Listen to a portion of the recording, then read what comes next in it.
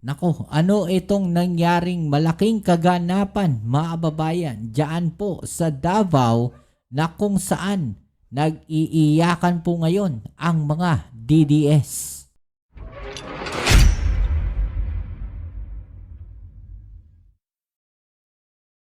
Okay, so yan ang ating alamin ngayon at pag-uusapan. Pero syempre bago ang lahat, please don't forget to subscribe, like, share at comment dyan sa comment section. Okay, so ito pag-usapan natin mga babayan, no? Dahil ito pong mga DDS, mga babayan, ay mayroon pong pinakalat, no, na isang balita, mga babayan. Talagang nag-viral to sa kanila, no? Ito pong balita na to, nasa kalagitnaan po ng mataas na presyo ng langis, mga babayan, no, ng mga gasolina, diesel, mga babayan. Aba, ito pong mga DDS ay nakaisip na naman po ng ipapakalat na fake news. Napakagaling. Palakpakan natin yung mga DDS na yan. Okay, so bago natin yan umpisahan mga babayan, no, please don't forget to subscribe, like, share, comment dyan sa comment section at pakilike na rin po ang ating video ngayon. At ito po yan mga babayan, no, ang iniiyakan po ng mga DDS. Sila po mismo mga babayan ang nagpakalat po ng fake news, no? Dito makikita natin dito sa post na to, no? Brunei nagpadala ng gasolina sa Davao City. Edi wow mga babayan, edi wow. Pwede ba namang mag-direct ng gasolina yung Brunei sa Davao City? Kung mangyari man yan mga kababayan, hindi lang po yan para sa ano, hindi po yan na para in-order po ng kung sino mo yan. No, kasi most likely, kung yan po ay totoo, no, yung mga dineliver po na yan na gasolina, malamang po, ano po yan, order po yan ng mga malalaking players ng gasolina. Hindi po yan in-order ng kung sino man. Okay, so tuwang-tuwa sila mga kababayan, no? Ito pinapakalat nila, oh. Order na Davao na gasolina sa Brunei, dumating na. Wow. Ang lakas naman, no? Ang lakas naman ng mga Duterte. Imagine ninyo yun, naka-order sila ng gasolina sa Brunei. Sabi po dito mga kababayan, no? Breaking news pa no? Order ng Davao na gasolina sa Brunei, dumating na. Tapos may picture pa dito, mga babayan. No? Gusto ko lang po ipaalam sa Davaoeños na ang in-order ng Davao Municipality na fuel, wow, galing Brunei ay dumating na. Yun po sabi dito. Ang city natin ngayon ang kauna-unahang bayan na magbababa ng presyo ng gasolina dahil ibebenta natin ito sa mga gasoline station ng Davao sa murang presyo at no travel cost. Ito ay upang matulungan natin ang mga mamamayan ng Davao sa suliranin sa pagtaas ng mga pangunahing pangangailangan. Bukas hanggang o sa isang araw ay mararamdaman na po ng mga Davaoeños yan. Grabe, no? Ang ganda ng balita. Nagawa natin masolusyonan ng maaga ang krisis sa petrolyo dahil sa naging maaga po tayo, no, sa pagresolba ng problema. Wow, alam nila magkakagera. Habang hindi pa lumalala ang giyera sa Middle East, nag-order na tayo sa Brunei. Galing, galing, galing.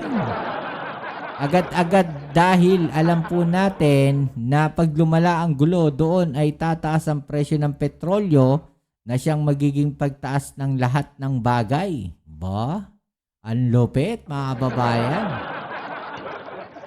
Pinalulungkot ko lang po na sabihin sa lahat ng Pilipino na pasensya na po kayo dahil ang na-order namin ay maaaring makasapat lamang sa aming bayan. Ang isa pang problema kasi habang abala ang administrasyon sa pamumulitika, hindi nila napaghandaan agad ang maaaring maging epekto ng gulo doon.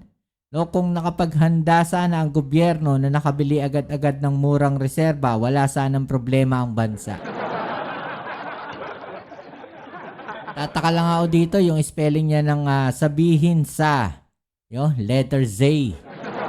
Yan pa lang, huling-huli na no? Na-scripted. No, at saka makikita natin may atake mga kababayan. No? Habang abala ang administrasyon sa pamumulitika. Sino ba mga namumulitika? Hindi kasi hindi kasi tama yung mga pinagsasabi nila rito mga kababayan. Alam niyo kung bakit?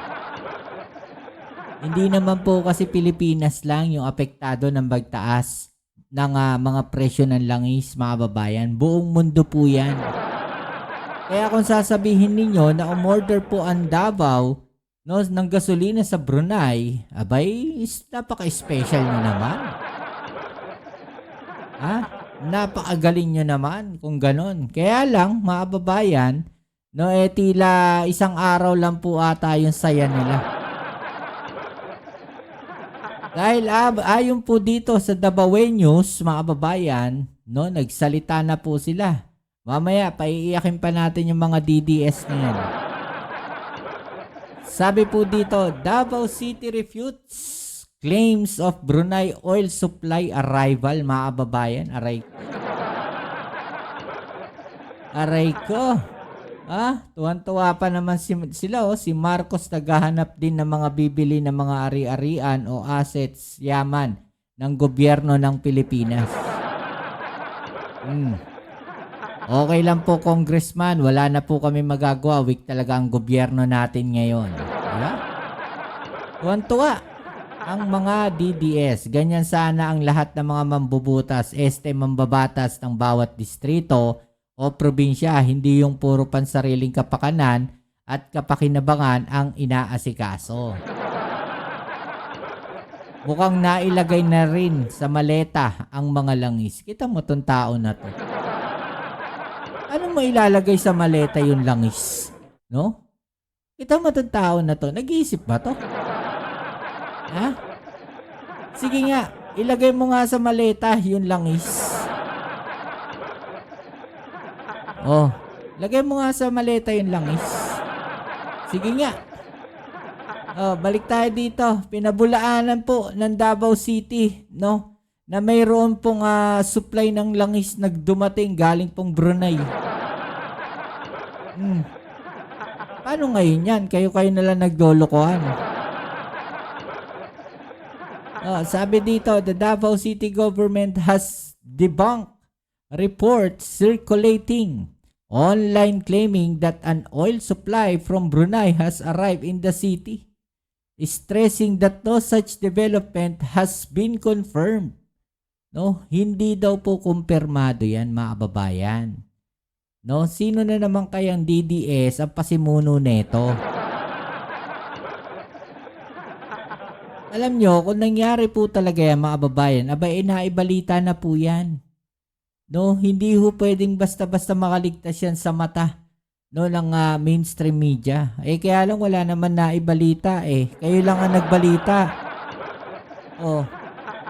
City Information Officer Harvey James Lantise clarified that the local government has neither received information nor engaged in any discussions regarding the alleged shipment. We have no information regarding the alleged oil supply from Brunei arriving in Davao City. The city government has not held any discussions with Brunei on this matter. Thank you, he said, mga babayan. Tagalogin natin. Baka hindi po naiintindihan nitong mga maliliit na utak ng mga DDS. Wala po kaming information tungkol sa mga alleged oil supply mula po sa Dubai na dumating po sa Davao o darating sa Davao City. The city government has not held o nakipag-ugnayan po o nagkaroon ng diskusyon sa Brunei tungkol po dito sa shipment ng mga langis. The city government has issued the statement following the spread of unverified posts on social media. Unverified posts on social media. So, ibig sabihin, No, hindi po totoo yung balita na yan dahil hindi po yan verified. No, at pagka hindi po verified at pag sinabing unverified at pagka po yan ay ipinakalat ninyo, yan po ay fake news.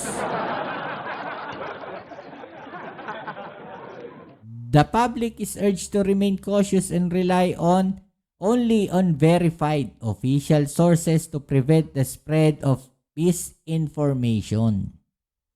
No? Nagpakalat na naman kayo ng misinformation. Alam nyo, walang kadala-dala talaga. Ito pong mga DDS na to. Oh, himala sila mismo nag-debunk ng claim. Good thing. Thank you for saying there's no such oil in Davao. Sabi dito, sana Tagalog kasi hindi alam ng DDS ang word na refute. Baka isipin nila na totoo nga na may nabili nga na oil ang Davao. Ibig sabihin po ng refute, pinabulaanan. No, doon sa mga DDS dyan, pinabulaanan po. No, o sinasabi nila na hindi po yan totoo. Or in short, fake news po yan pinapakalat ninyo. Diba? Mga kababayan, ayan refute, pinabulaanan. Diba? So, malaking kalokohan po yan. Malaking kasinungalingan na naman ang pinapakalat na itong mga DDS na to na kung saan sinasabi nga na may dumating daw po na langis. Diba? Ayan yung pinapakita nilang picture, yung pinapakalat nila mga kababayan. Brunei to Davao, sa part lang ng Mindanao ang supply ng gasolina, diretso sa Davao, sabi. Kaya lang, Davao City LGU denies viral claims of oil supply from Brunei. Nakakita lang ng picture na ganito mga babayan mukhang sa Shell pa ata itong truck na to o kanino mang kumpanya yan, no? Napakadali magpicture niyan sa lahat po ng mga barko dyan, mga babayan, no, na dumadaong sa mga pier, sa mga roro, mga babayan. Napakadali po niyan. No, pumicture ka lang dyan tapos sabihin mo, ito, galing ibang bansa, galing galing Iran to. Dinonate ng Iran. Diba? So makikita ninyo mga babayan, yung mga desperadong galawan nitong mga DDS na to, na parang na lang parang natural na lang sa kanila yung magpakalat ng mga fake news. No? Natural na lang sa kanila na yung mga ganitong bagay pinapakalat nila para mag-viral sila, no? Ito yung mga tinatawag nating mga sabik po. No, sabik, mga kababayan, sabik na makilala, sabik na sumikat, sabik na maging viral, 'di ba? Pero viral ka nga, pero ipinakalat mo naman fake news. Ano silbi nun? 'Di ba? So, ayan hanggang dito na lang muna yung ating video ngayon mga kababayan. At muli, ako ay nagpapasalamat sa lahat ng mga patuloy na nakasuporta dito sa ating channel. Kita-kits tayo sa ating next video. Maraming salamat po sa inyo. Ito muli ang inyong Kuya Mobs. It's Mobs TV. Peace. I'm out.